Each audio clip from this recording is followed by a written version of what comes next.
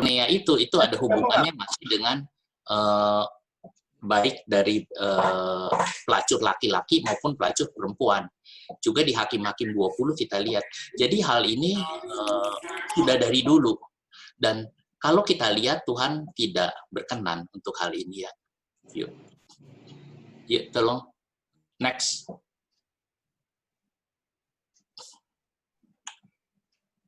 Next, Pak.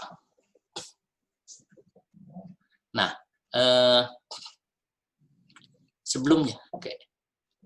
Nah, saudara, di Roma 1:26 kita lihat, kalau saya lihat teks Yunaninya, itu saya, misalnya itu yang saya tanda dikasih warna kuning saja ya. Kalau kita lihat, memang kalau dibaca di tauto, paredoken, autos, nah, theos, tapi kita lihat di situ ada kata teleia. Di sini ada kata teleiai. Nah, ini kata teleia ini sebetulnya artinya perempuan yang tidak terhormat. Sedangkan di sini ada kata gune, itu perempuan terhormat. Jadi yang dibicarakan di Roma 1:26 itu adalah perempuan yang tidak terhormat. Jadi beda dengan kata gune di situ. Sebab kalau saya baca di Roma 1:26 itu disinggungnya tentang karena itu Allah menyerahkan mereka kepada hawa nafsu yang memalukan sebab istri-istri mereka. Nah, ini dikatakan berhenti istri-istri mereka atau perempuan-perempuan ini yang dianggap tidak terhormat, ini berhenti dari satu kegiatan lalu memulai kegiatan yang lain. Karena kata metelasan ini artinya berhenti dari satu kegiatan lalu memulai. Kegiatan apa? Kegiatan sebagai seorang istri. Lalu dia beralih, sehingga mereka melakukan hubungan yang tidak wajar, katanya yang dia mengganti yang alami fungsinya menjadi yang tidak alami. Jadi yang hubungan antara laki dengan perempuan atau suami dengan istri menjadi perempuan dengan perempuan. Nanti di ayat berikutnya adalah laki dengan laki. Jadi itu yang ada di Roma, dan Tuhan menyebutnya adalah yang tidak terhormat, karena kata atimias ini, time ini artinya terhormat, a ini tidak terhormat. Nah, kita lihat di sini. Jadi LGBT adalah kemerosotan moral yang sangat rendah. Dulu di zaman Paulus, memangnya kaisar-kaisar Roma ini banyak yang homoseks. Di antara 15 kaisar, 14 itu ada homoseks itu. Mereka seperti Nero, Caligula, dan sebagainya.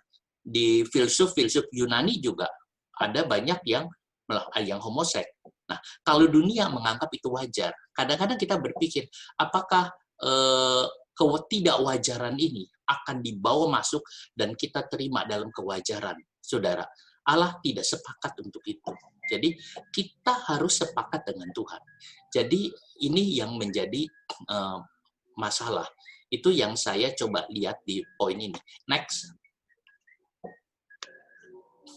Yuk, next.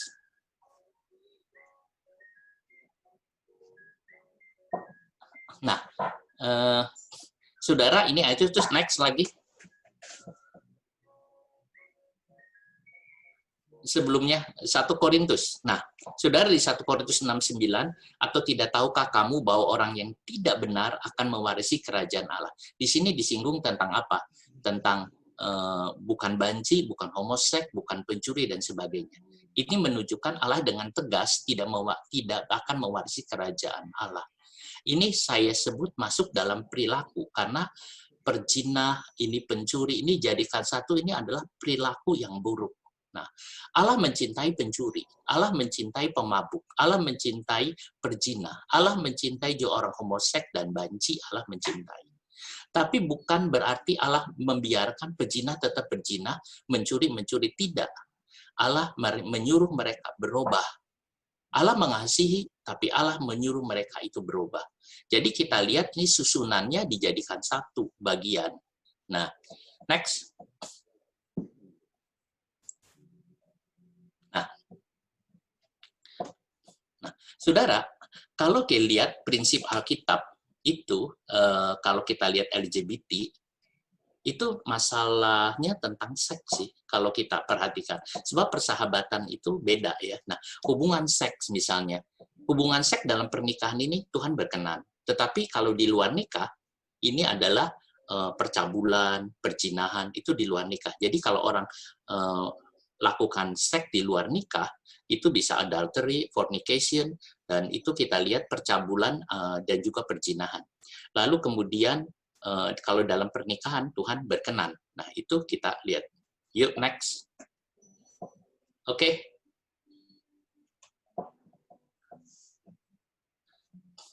Nah, sudah lihat, LGBT ini sebenarnya penyimpangan seksual. Penyimpangan seksual ini bisa terjadi dimanapun. Orang menikah bisa ada penyimpangan seksual. Suami istri bisa saja ada penyimpangan seksual. Macam-macam jenis penyimpangan seksual itu banyak, ya. Baik, modelnya banyak, saudara. Tetapi LGBT lebih dari sekedar penyimpangan. Sebab LGBT itu melanggar prinsip yang hakiki dari keilahian sejak awal. Jadi kalau misalnya orang penyimpangan seksual, kita bisa lihat ada penyimpangan seksual macam-macam, saudara, dengan aneh-anehnya. Tetapi LGBT lebih dari itu. Sebab dia sudah dari awalnya. Dia sudah dari awalnya punya hal seperti itu. Sehingga saya katakan melanggar prinsip yang hakiki dari keilahian Allah.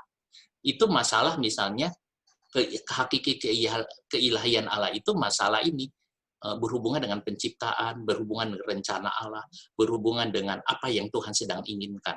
Jadi itu berhubungan sejak dari awal. Makanya LGBT itu sebenarnya penyimpangan seksual yang lebih lagi. Yuk, next. Nah, kita lihat sebelumnya. Nah, saudara, prinsip pernikahan.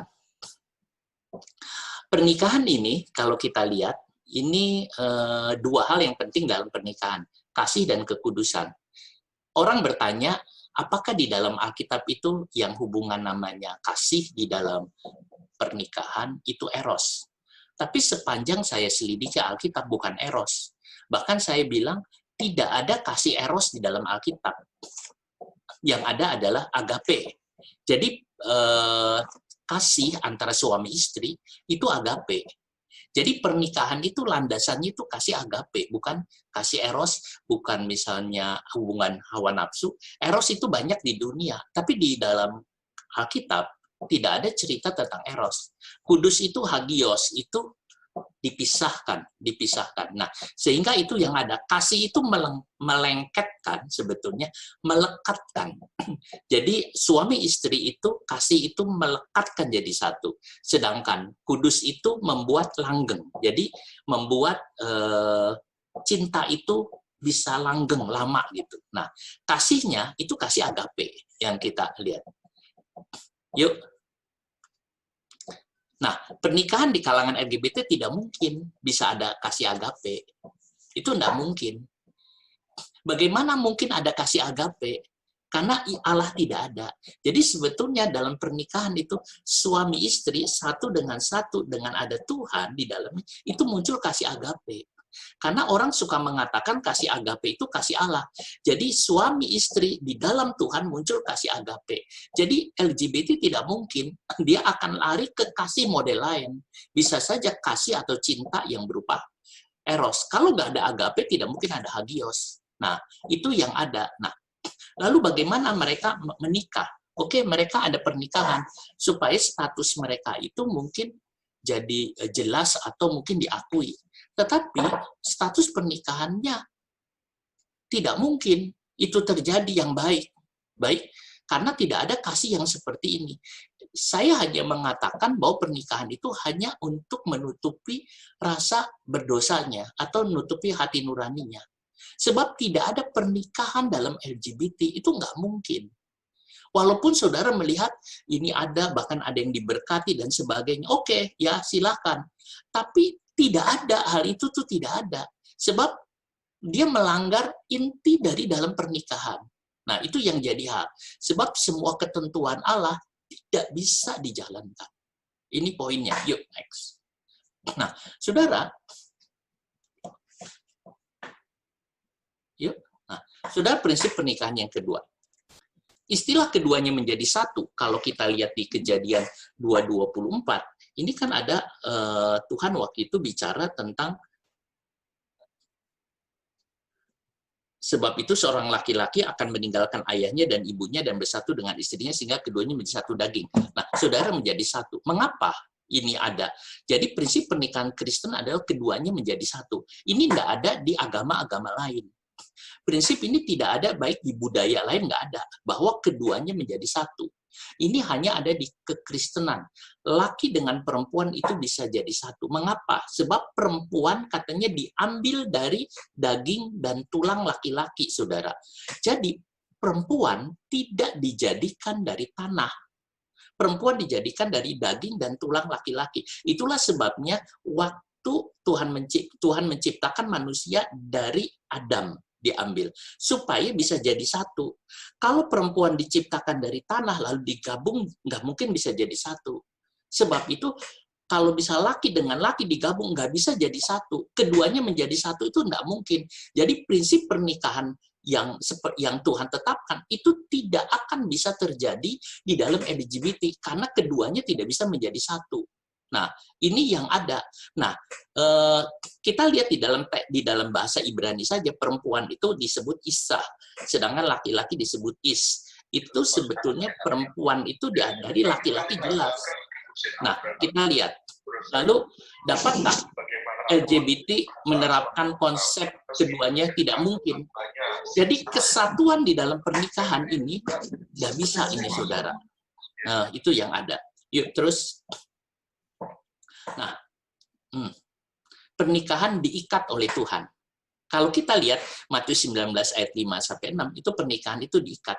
Tuhan yang meneguhkan, sehingga laki dengan perempuan itu dijadikan satu, bukan hanya perempuan dan laki saja dalam cinta, tetapi ada unsur Tuhan di dalamnya yang menjadikan satu. Sebab itu Matius 19 ayat yang kelima dengan 6, ini jelas dia mengatakan bahwa diikat, di situ ada kata, kita lihat, sebab laki-laki akan meninggalkan ayah dan ibunya dan bersatu dengan istrinya, sehingga keduanya itu menjadi satu daging. Demikianlah mereka bukan lagi dua, melainkan satu. Karena itu apa yang telah dipersatukan Allah, disatukan Allah, diikat Allah, tidak boleh diceraikan oleh manusia. Jadi ada unsur Tuhan di dalamnya. Jadi pernikahan bukan sekedar dia main. Pernikahan bukan hubungan badani, tetapi lebih dari itu pernikahan. Sebab itu Tuhan mengatakan satu. Bahkan Alkitab menyinggung pernikahan Kristen dihubungkan dengan Kristus, dengan gerejanya. Itu jauh lebih indah lagi. Jadi kesatuan bukan hanya laki dan perempuan, tetapi Allah turut menyatukan. Makanya nggak ada perceraian. Itu yang kita lihat. Nah, siapa yang bisa menyatukan pernikahan LGBT? Nah, ini yang nggak ada. Yuk. Terus.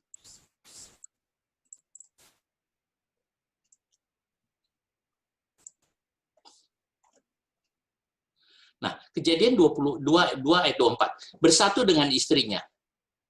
Nah, saudara bersatu, itu kita lihat bersatu. Nah, memangnya ada diambil di Kejadian 2:24, lalu ada hubungannya Efesus 5:31. Ibraninya dabak itu direkatkan menjadi satu. Tetapi waktu saya cek di Septuaginta, itu kata proskolao itu menjadi satunya dari dua bagian kata. Pros dengan kolao. Pros itu artinya berhadap-hadapan. Misalnya, saya berhadapan-hadapan dengan saudara, itu bisa pros. Ya. Saya pergi ke itu pros. Lalu kolao. Kolao itu artinya lengket jadi satu. Jadi maksudnya merekat dalam berhadap-hadapan. Saudara, jadi seseorang laki dengan perempuan itu merekat dalam berhadap-hadapan. Nah, seorang pastor John Kirkpatrick, saudara, dia mengatakan, kolao itu untuk binatang. Tapi kalau proskolau itu untuk manusia. Sebab itu hubungan antara laki dengan perempuan, dia adalah berhadap-hadapan muka dengan muka. Tapi kalau binatang, saudara lihat, itu belakang dengan belakang. Ini yang disebut semburit. Jadi tidak mungkin LGBT melakukan seperti itu. Bahkan mengerikan sekali kalau orang-orang LGBT kita lihat dia melakukan hubungan mungkin melalui belakang dan segalanya, saudara, yang disebut semburit atau dosa sodomi. Jadi ini juga tidak bisa bersatu. Itulah sebabnya saya katakan pernikahan mereka tidak mungkin karena nggak bisa bersatu. Jadi itu pernikahan yang ada. Yuk, next.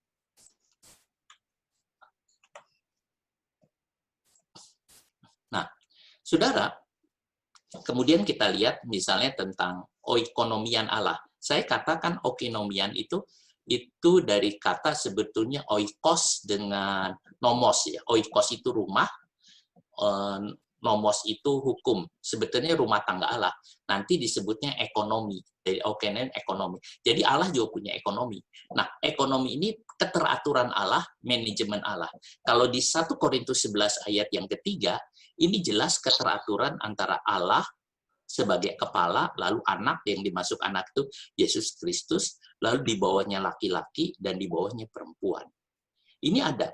Kepalanya perempuan adalah laki-laki, kepalanya laki-laki adalah anak, kepalanya anak adalah Allah. Kita lihat. Nah, ini kalau 1 Korintus, ini sistem yang Allah punya. Seandainya ini perempuan tidak ada diganti yang lain atau ini ganti, ini rusak semua sistem Allah. Jadi Allah itu punya keteraturan yang sempurna. Kalau ada sesuatu yang misalnya ini, itu akan merusak semua sistem yang ada. Nah, itu yang ada, yang Tuhan buat. Rumah tangga juga demikian. Kita lihat suami kepala, istri adalah tubuh. LGBT tidak mungkin bisa menerapkan ini. Itulah sebabnya rumah tangga itu bisa rusak karena ini. Nah, siapa yang jadi kepala, siapa yang jadi tubuh, itu tidak mungkin ada. Nah, itu kalau kita lihat, jadi kita sudah lihat dari sistem awal pertama Allah, lalu tentang prinsip-prinsip pernikahan, dan juga rumah tangga Allah. Itu tidak memungkinkan. Kembali lagi saya lihat itu adalah perilaku yang bisa ditolong dan diatasi. Sehingga Allah itu tetap mengasihi manusia. Perilakunya yang bisa dirubah. Oke, next. Nah, penanganan LGBT menurut Alkitab. Saudara, menurut Alkitab cuma satu sebetulnya. Pertama, mengakui dosa di hadapan Tuhan Yesus. Alkitab mengatakan kalau kamu ada salah, cari Tuhan, berdoa, minta pengampun kepada Tuhan. Kalau kita datang kepada Tuhan, maka Allah yang mengasihi itu akan datang. Dia akan mengampuni. Pada saat kita diampuni dosa kita, roh kita disegarkan. Pada saat roh kita disegarkan, kita ada kekuatan baru untuk melawan penyakit atau perilaku ini. Nah, itu ada. Setelah itu, firman Allah memberi kekuatan bagi kita. Setiap kali kita membaca dan merenungkan firman Tuhan akan memberi kekuatan. Jadi syarat pertama memangnya adalah mengaku dosa. Memangnya penyembuhan itu bisa terjadi terapi. Tetapi pengakuan dosa itu paling penting di dalam hal ini. Roh Kudus akan menolong. Lalu kemudian doa orang-orang beriman akan menyertainya. Yuk, next. Saudara, kesimpulan dari sini, LGBT bukan sekedar penyimpangan seksual saja, tetapi sudah melanggar prinsip Allah, menyalahi tujuan penciptaan Allah, merusak tatanan ekonomi Allah. Jadi harus kembali ke jalan Tuhan. Nah, saudaraku, itu yang ada. Allah itu kasih, Allah mengasihi. Allah ingin semua jadi jalan baik. Sebab itu penanganannya harus melalui pengampunan dosa. Dan hanya Yesus Kristus yang bisa mengampuni dosa manusia. Saudaraku, demikian pemaparan saya dari segi biblikanya. Terima kasih atas perhatian Bapak Ibu Saudara sekalian. Amin. Saya kembalikan ke moderator.